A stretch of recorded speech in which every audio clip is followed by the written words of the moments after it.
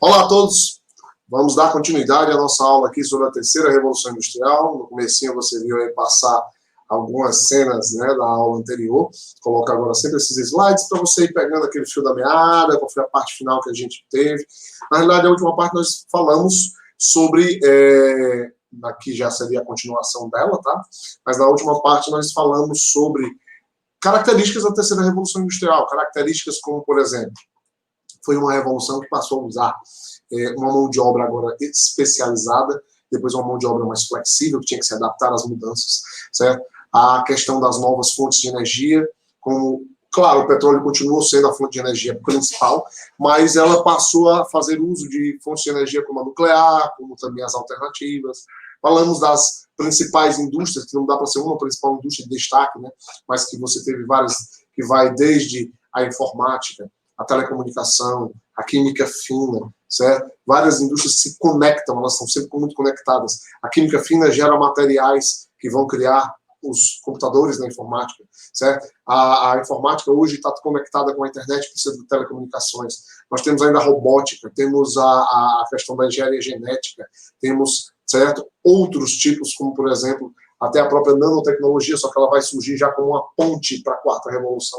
Então, nós vamos agora dar continuidade exatamente a partir daí, certo? Nesse ponto, nós vamos falar sobre essa revolução informacional, certo? Que gerou, né, entre outras questões, uma nova organização do espaço econômico, né? A revolução, a chamada terceira revolução industrial, ela trouxe realmente uma revolução informacional onde o mundo se conectou através dos computadores, dos cabos de fibra ótica, dos satélites. Você pode perceber que cada vez que você fala algo desse tipo, você conecta com a Guerra Fria. A Guerra Fria, por isso que eu disse tanto que ela foi a base da terceira revolução industrial. Beleza? Passamos a ter também uma conexão com essa tecnologia informacional e a vida das pessoas. Ou seja, nas áreas científicas, sim, claro, mas também na área de entretenimento. Quem é que hoje consegue imaginar a sua vida sem a internet, sem o YouTube da vida, certo? Que está aí mostrando para você esse vídeo nesse momento, tá? Então, quer dizer, isso está ligado à terceira revolução industrial. Você está sendo agraciado pela existência dela. Você, nós, na realidade, todos nós, certo? Todos nós estamos sendo agraciados pela existência desse momento, dessa terceira revolução industrial. E, ainda mais, ela também trouxe, né, toda uma reorganização do planejamento urbano, e dentro disso, para as próprias pessoas que moram no campo, tudo foi mexido, movido por essa terceira revolução industrial, certo? Dentro desse contexto, nós passamos a ter um capitalismo que evoluiu também. Isso é uma coisa importante, né? Quando você fala sobre a terceira revolução industrial, você tem que levar em consideração que durante a primeira e a segunda, você vivenciava um nítido capitalismo, no caso, industrial. Certo? O capitalismo ele começa no comercial, com as navegações, e ele evolui até a chegada da primeira revolução, mas especialmente da segunda revolução em diante, ele entra no capitalismo industrial. A indústria se torna a principal fonte de produção de dinheiro no mundo, apesar do comércio continuar existindo. E aí, daí em diante, você passa a ter a indústria só se fortalecendo, entra o neocolonialismo, aquela coisa toda. E aí nós vamos chegar agora a um novo momento. Esse novo momento, que ele é muito focado do fim da segunda revolução industrial para o início da terceira, ele está ligado com o capitalismo financeiro, também chamado de monopolista financeiro, onde você passa a ter cada vez mais o deslocamento, né? Deslocamento, como ele coloca aqui, de grande parte da produção e exportação dos produtos manufaturados para os países subdesenvolvidos, certo? Através das chamadas multinacionais. O que é uma multinacional, né? Uma multinacional é uma empresa que ela se subdivide em filiais que ela envia para os outros países. Essas filiais, elas meio que mantêm as regras e as características da matriz, que fica no país de origem, e ela manda para lá a produção. Ou seja, antes a indústria era aquela coisa local do país que tinha indústria. Então é como o Reino Unido. No começo era só ele, então ele produzia todos os produtos lá. Então tudo era lá, e de lá os produtos eram vendidos. Já no caso, depois que entra o capitalismo monopolista financeiro, e entra essa nova organização da produção industrial, as multinacionais passam a enviar suas filiais para países subdesenvolvidos. O que elas vêm em busca, né, nesses países? Tanto que vai se reorganizar a chamada DIT, ou a Divisão Internacional do Trabalho, que no passado era assim: País subdesenvolvido produzia matéria-prima, país desenvolvido produzia produto manufaturado e depois industrializado. Agora já não é mais dessa forma. Tá? Entretanto, o que esses... podemos dizer o seguinte, o que vai acontecer nesses países com a chegada dessas multinacionais? Nós temos aqui algumas imagens em que você vê, tá? Algumas citações. Olha só, a indústria estrangeira vem buscar os materiais, usa mão de obra, no caso, barata local, exporta, é toda a relação dela. Mas eu queria analisar, na realidade, algumas imagens, como, por exemplo, aqui, você vê motores, peças sendo produzidas em países, né, como o México, que você vê bem, né, essa cena é no México, eu estou citando para você. Aqui você vê o pessoal da Nike, que usa, né, os países asiáticos, principalmente a Indonésia, como sua ponte de referência de produção. Isso tudo, eles vão em busca, né, dos chamados fatores locacionais nesses lugares. Eu devia até ter começado por eles, por isso eu vou até passar aqui para frente, me permita fazer essa antecipação. Vamos antecipar aqui, porque eu acho que é melhor falar disso primeiro e depois eu falo do toyotismo. O que é que são esses fatores locacionais? Você vai lembrar que eu falei, acabei de falar, que as empresas multinacionais elas se deslocaram para os países subdesenvolvidos. Por quê? Tá? Por que levar a indústria para lá? Teoricamente, a indústria estava muito bem organizada. Vamos pensar nos Estados Unidos. Né? Uma indústria como a Ford, uma indústria como a própria Nike, elas estavam muito bem organizadas lá. Por que elas vão sair em busca de outros lugares para construir suas filiais? Certo? São os chamados fatores locacionais. O que é um fator locacional? Um fator locacional é um fator que justifica a localização da indústria. A indústria estar localizada em lugar X e não no lugar Y deve-se a um maior número de fatores locacionais. É claro que, no começo, todos os fatores locacionais estavam no país de origem. Mas eles visualizaram que isso também trazia alguns problemas. Tipo, o que acontece com os Estados Unidos, por exemplo, ter todas as indústrias lá? Número um certo risco, né?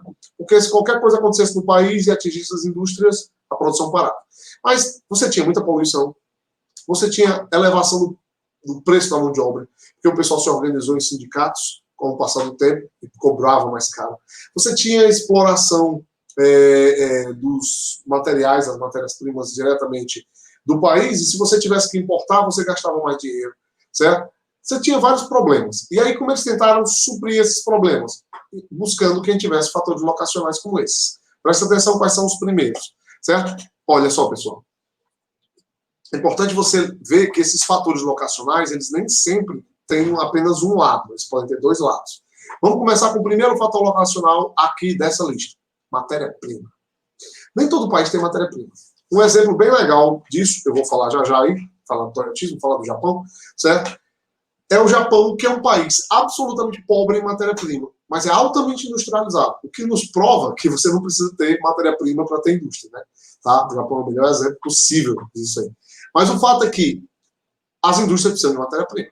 Você pode pagar para trazer a matéria-prima, que é uma solução, certo? Então você paga um navio para vir até o Brasil, que é um exemplo aí bem típico, comprar minério de ferro. Ele leva o minério de ferro para o Japão e no Japão ele é transformado em Toyota Corolla, certo?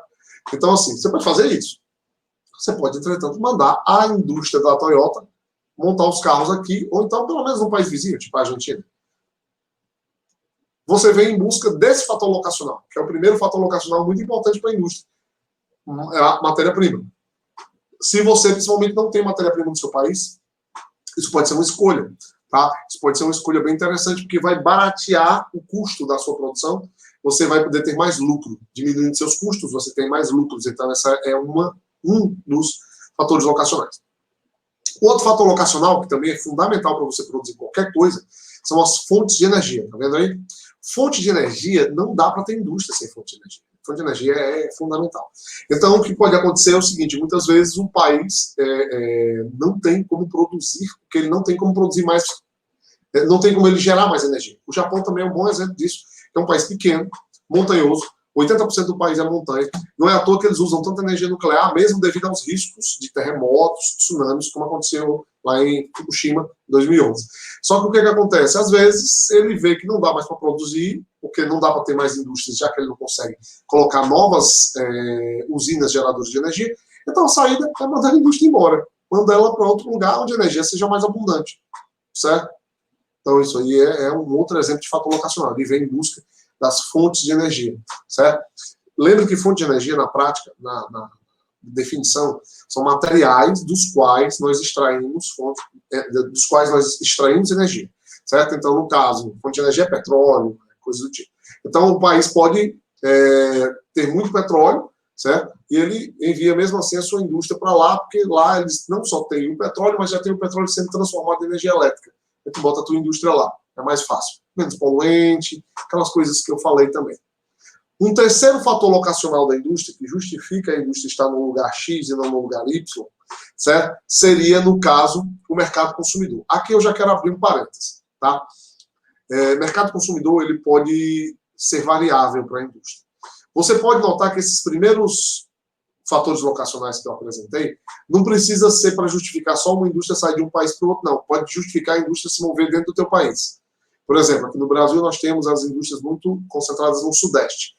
Mas as indústrias saíram do Sudeste e foram para outras regiões, como o Nordeste. Isso aconteceu por quê? Fator locacional. Essas regiões ofereciam certos fatores locacionais. Tá? Mas agora nós vamos falar de mercado consumidor, que é outra coisa fundamental. De que adianta tu produzir se não tem para quem vender? E aí, professor, como é que é esse lance do mercado consumidor? Cara, aí depende do que tu produz. Existem mercados consumidores diferentes para produtos diferentes. Vamos ser mais claro. Tua indústria produz biscoito. Biscoito vai ter mercado consumidor em qualquer canto, cara. É uma coisa barata. Você vai ter mercado consumidor em país rico e em país pobre. Você não precisa se preocupar muito com esse mercado consumidor. Agora, se você já produz alguns produtos de alto valor agregado, certo? Que tem preços mais elevados, ele precisa de um mercado consumidor um pouco mais capacitado, vamos dizer assim, né? Um mercado consumidor que tem mais dinheiro. O mercado consumidor de maior poder de compra. Esse mercado consumidor aí, você já tem que procurar ele em lugares, ou no caso, mais ricos, países mais ricos, provavelmente dito, ou nas áreas mais emergentes, de mais destaque econômico do seu próprio país. Certo? Dá um exemplozinho bem teórico, mas é só para você entender. Se você quer trazer para um país como o Brasil, que é um país emergente, nem todos os lugares têm o mesmo poder de compra. Se você bota uma fábrica de biscoito, em qualquer lugar do Brasil ela vai ter mercado consumidor. Agora, se você traz uma fábrica de automóveis de luxo, imagine uma fábrica da Ferrari. São poucos os lugares que você vai ter um padrão de consumo a nível Ferrari, certo? Esse padrão de consumo a nível Ferrari não vai ser fácil de achar. Vai ser algo de difícil para se conseguir. Se você parar para pensar, não vai ser todo mundo que vai ter dinheiro para dar num carro daquele preço. Então, o teu mercado consumidor é muito pequeno. Tu vai buscar nichos específicos. Tá vendo como muda? Tá? Certo? Essa mudança é uma mudança que você tem que ter muito cuidado, né? Porque você tem que saber adequar, no caso, aí. Bom, qual seria o próximo fator locacional, né? Qual seria o próximo fator locacional? Seria aí o sistema de transporte. Sistema de transporte, às vezes a gente fala isso... Ah, não, desculpe, mão de obra, desculpe. Vou falar logo da mão de obra aqui. Né? Por que a mão de obra é tão importante? Claro, também se divide em dois. Que tipo de mão de obra você quer? Sua indústria vai produzir algo muito simples, então você não precisa de uma mão de obra muito qualificada, então você vai, geralmente, colocando sua indústria em país subdesenvolvido, que você encontra uma mão de obra normalmente bem mais barata, certo? Que é o que muitos países fazem quando vão para... que muitas multinacionais fazem quando vão para a Ásia, quando elas vão para, por exemplo, as maquiladoras no México, eles vão em busca dessa mão de obra barata. Só que mão de obra barata está meio que assinalado ao pé da letra que ela não é muito qualificada. Se a tua indústria precisar de uma mão de obra muito qualificada, você tem que buscar em lugares mais, digamos assim, no mínimo economicamente evoluídos. Economicamente evoluídos estão gerando lugares onde a educação é de maior desenvolvimento, de maior qualidade.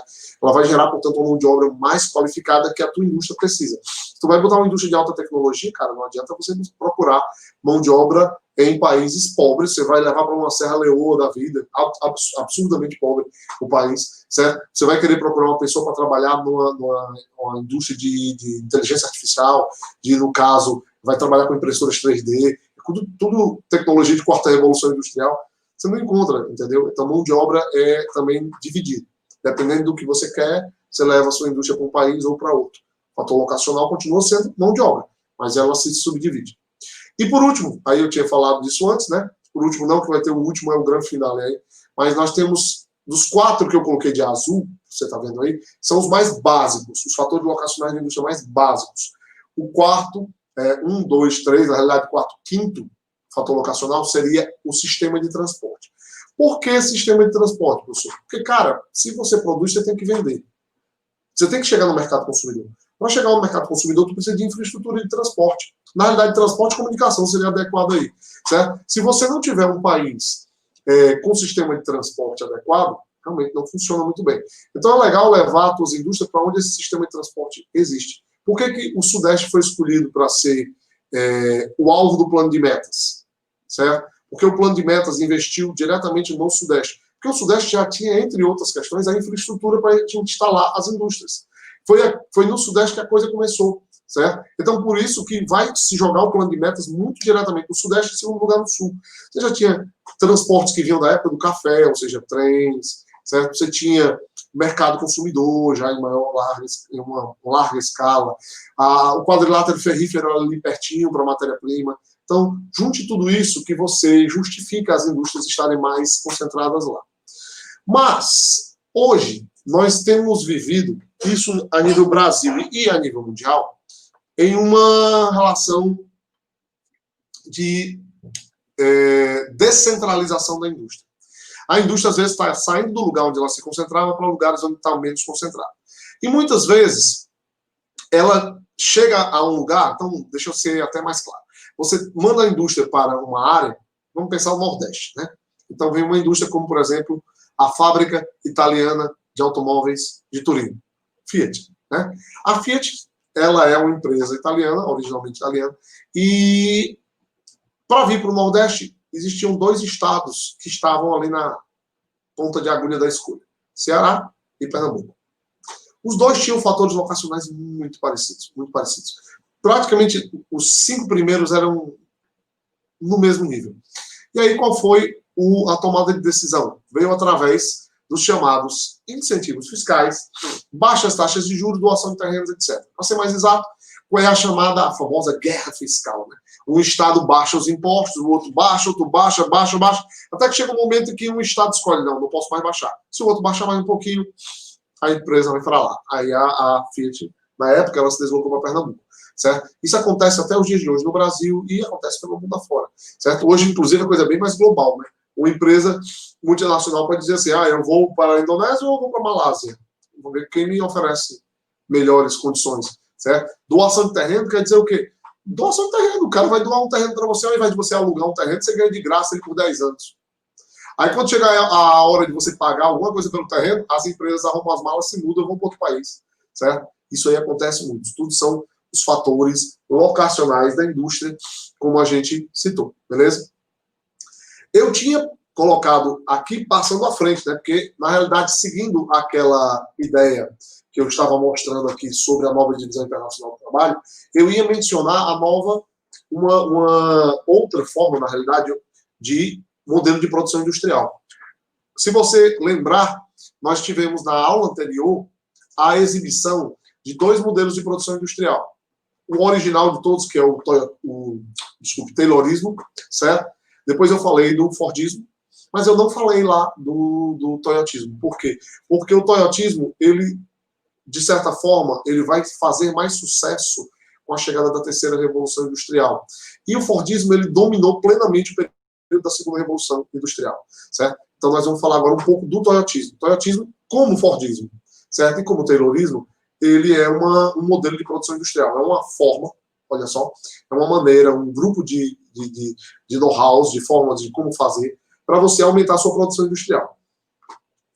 Esse Toyotismo, é claro que você já, pelo nome, já percebe a relação dele com a empresa Toyota. Né? O pessoal da família Toyota, quando eles começaram a ingressar na questão da indústria, né, mandou-se muitos jovens para estudar nos Estados Unidos o Fordismo. Certo? Era uma época em que Estados Unidos e Japão estavam numa aliança muito intrínseca, Japão e Estados Unidos, desculpa, estavam numa aliança muito intrínseca, porque os Estados Unidos, para quem não sabe, eles, de certa forma, forçaram o Japão a entrar na industrialização. Né? O Japão ele passou muitos anos fechado e isolado do mundo. Durante o período do Shogunato Tokugawa, eles passaram 200 anos isolados. Então, eles perderam a primeira e segunda revolução industrial, já chegaram a ingressar nessa revolução atrasada. E, de certa forma, foi os Estados Unidos que deu um empurrão, forçou a haver a Revolução Meiji, que botou o Japão no caminho da indústria. E aí aconteceu. E eles passaram a ser grandes parceiros. Isso só vai se quebrar na Segunda Guerra Mundial, quando o Japão ataca os Estados Unidos lá em Pearl Harbor. Mas o fato é que antes disso acontecer, no período ainda que o toyotismo está, na realidade, desculpe, que o fordismo está como grande modelo industrial de produção e riqueza, aí o pessoal da família Toyota, que está querendo colocar isso em prática no Japão, manda os jovens para lá estudarem Fordismo. Só que logo que eles veem o Fordismo, eles já percebem que ele não se encaixa no Japão. Por quê? Porque o Fordismo partia do princípio, dentre outras coisas, de você produzir muito, em larga escala e guardar estoques. O Japão não tem lugar para estoque. O Japão não dá para produzir em larga escala dessa maneira, porque nem matéria-prima ele tinha direito. Então, eles começam a criar ideias que só vão se concretizar anos depois, das quais as pessoas vão passar a chamar de toyotismo. Dessas ideias, talvez algumas das mais importantes a gente vai falar aqui. Existem outras, mas eu vou falar de algumas que são as mais características. O toyotismo se pressupõe nele que o papel do operário ele não pode ser no estilo do que o Fordismo tem. Lembra que o Fordismo deixava o operário bitoladão, ele era especializado, fazia só um serviço. Era o lance do Charlie Chaplin apertando os dois parafusos, lembra? Pois é, o toyotismo não. O Japão, para começo de história, o toyotismo vai se fortalecer principalmente depois da guerra. Depois da Segunda Guerra Mundial, o Japão está arrasado economicamente. O Japão está com poucos homens para trabalhar, e eram os homens que trabalhavam, as mulheres não iam trabalhar.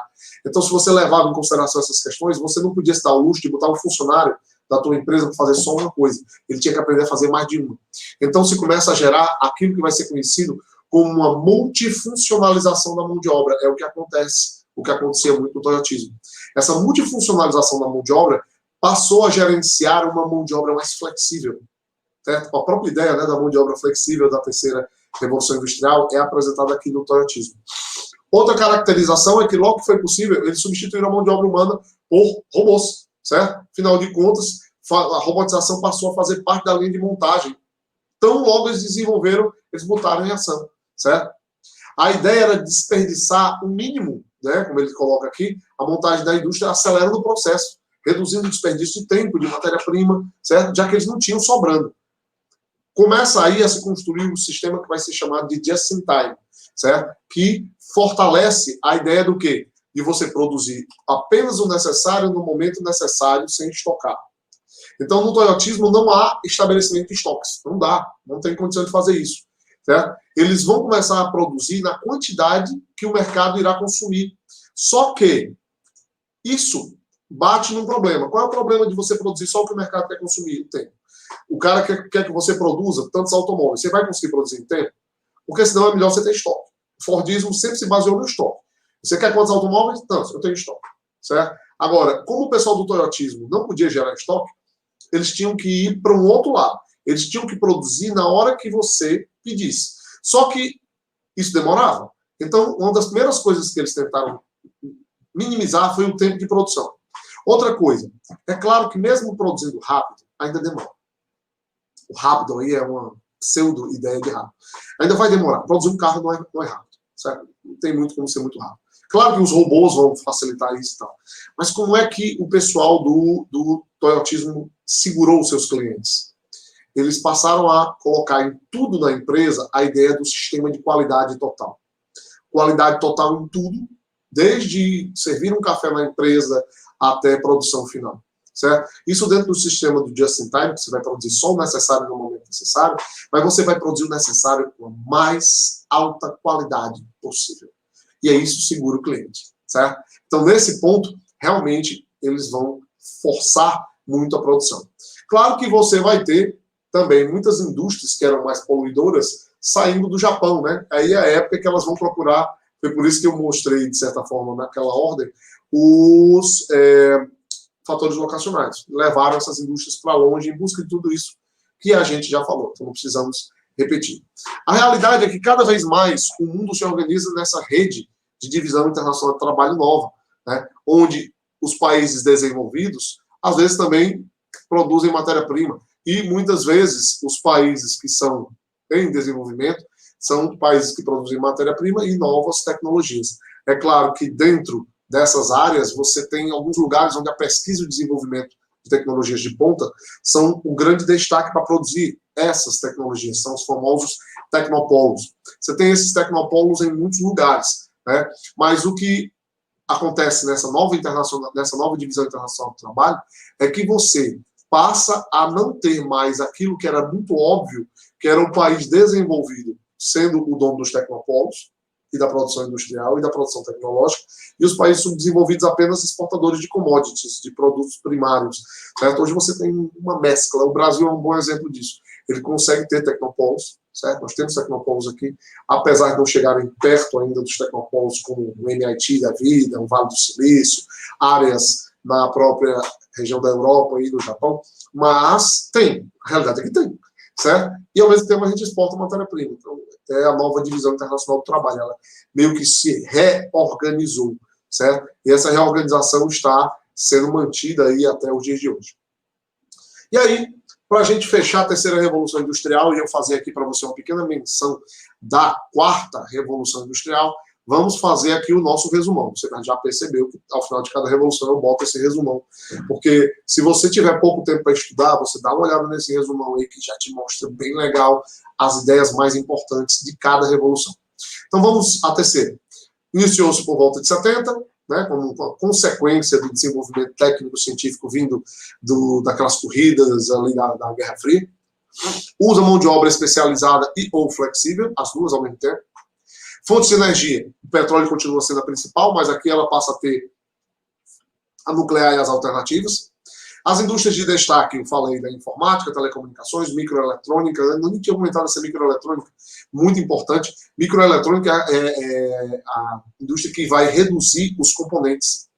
Você viu o primeiro computador naquela foto que eu mostrei da Segunda Guerra Mundial? O ENIAC tomava uma sala inteira, certo? O Mark I também era outro nome.